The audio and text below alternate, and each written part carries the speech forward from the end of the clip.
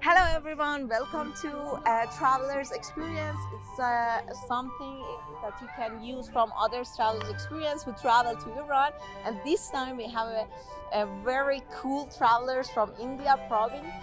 He waited for a long time to travel to Iran because due to his work he needed a very good internet connection. And for the first time he couldn't come, and now he's here and we are in Hajj Bridge, and we want to use about his experience. So let's go. دنیا را گذاشتی برام عمرت گذاشتی به پام حرف و حدیثت منم عاشق منم عشق تو فقط زیاره نماز تو دو عبادت. Hello, Praveen. Hello. Important question. Is there magic on the bridge? Why is everyone singing? Yes, exactly. Everyone who come here try to sing about some nostalgic singers that they aren't in Iran for a long time, and they try to sing like them. So anyway, let's go to your experience and everything that you had before traveling to Iran. I want to know about your feeling before meet us, and about the visa process and this kind of stuff. Could you tell us about a little? So I've been trying to come to Iran for a long time. I applied for a visa in 2019, so 3 years ago, and then had the visa but never could come to Iran then.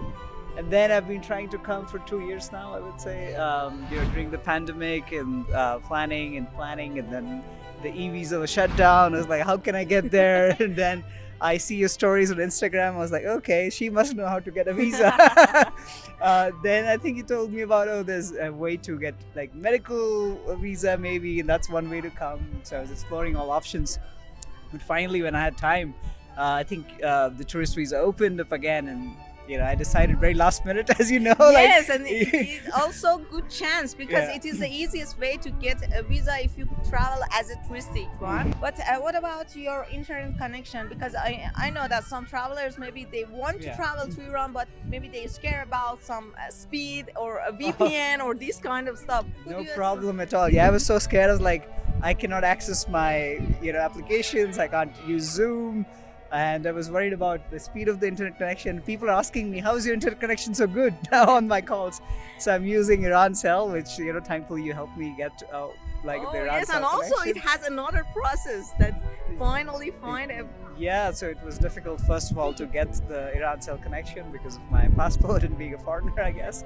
But then it was pretty easy with you. And, once I had the connection, I was working from this bridge 2 days ago for 2 hours, then went to the what is the name of the square? The main square? Naqsh Jahan Square. I was working from there for 2 hours. Pretty cool because So I you have different locations for different working. locations in the city to work now, so which is pretty cool. So and then I'm using Express VPN, so I can VPN into pretty much all the applications, which is pretty cool.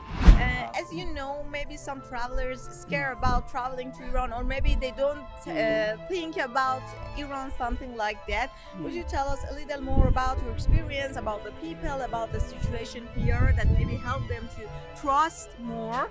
Oh yeah, I mean, I think it's been only 2 days here, but I already feel it's the friendliest place that I've been to. Oh. So yesterday, you may have noticed, I was walking through the square, and then I told you I'm interested in pottery. Yeah. So there was this shop I was watching, and then they invite me to like, come. Then they taught me for 2 hours for free.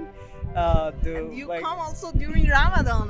Yeah, during Ramadan. So, of course, finding food is a little bit challenging, but people go out of their way to help. But yeah, very friendly, very welcoming people, nothing to be afraid of. I think it's something my friends also asked.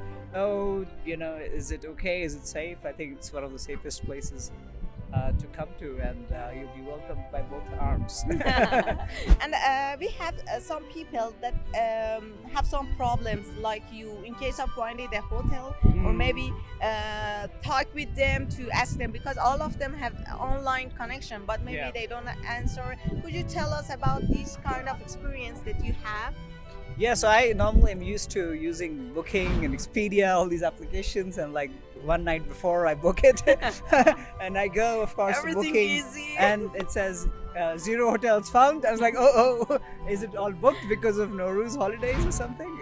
But then I figured, okay, none of the hotels use Booking because of restrictions, so And then you helped me find like really good hotels. The Hotel Kashish where I stayed, like a traditional house, beautiful, traditional. with a courtyard, and you know, people come in the evening to have tea. It's a beautiful traditional house. And now I'm staying in a hostel, so which you also recommended. It's a nice hostel. There's a lot of people from Iran as well, people traveling from Tehran as well, extended Nowruz holidays. Yeah, so all the comfort, you know, everything you would expect anywhere else, you get at a pretty good price with yummy breakfast. So yeah, I definitely think the stay is pretty comfortable in Isfahan. I'm sure other places too. Yes, exactly. And you told us about the price. Could you tell us about how average price that maybe you see in Iran, and maybe how is it good for traveling, or for example for those who don't have so much money to travel? Yeah, I think like where I'm staying, the hostels are like, you know, 6-7 euros with breakfast for a night, which is, you know, one of the cheapest that you can find. I'm staying in a private room for 25 euros with breakfast and has air conditioning, so yeah, very affordable, I would say. Even to have private rooms, not very expensive. And then you have the hostel rooms, which are of course for backpackers who are looking to, you know, be on a budget. And I'm working, so I need a little bit of my space in the room. As I was telling, I need private room. Shakima, I cannot be in hostel. Yes. I cannot be with other people. I like people. I don't hate people, but I have to work. Yes, I know. I can understand. Anyway, do you have any suggestion for those who maybe want to travel, or anybody else in the world, in Canada?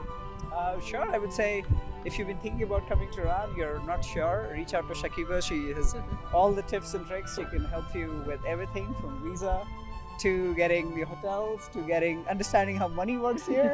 What is Riyal, what is Taman, and then also getting internet connection and recommending trips and helping with guide. I'm thinking about climbing Damawan, and you help me connect with local guides. So yeah, she's your go-to person for Iran travel. But yeah, don't postpone it. Now is a good time to come. Not many people, great weather, and people in good mood because of, you know, Nowruz and Ramazan. Exactly. Everything is. Thank you so much for being here and to talk and help other travelers who maybe start to traveling to Iran. Yes, come to Iran. Have a good time.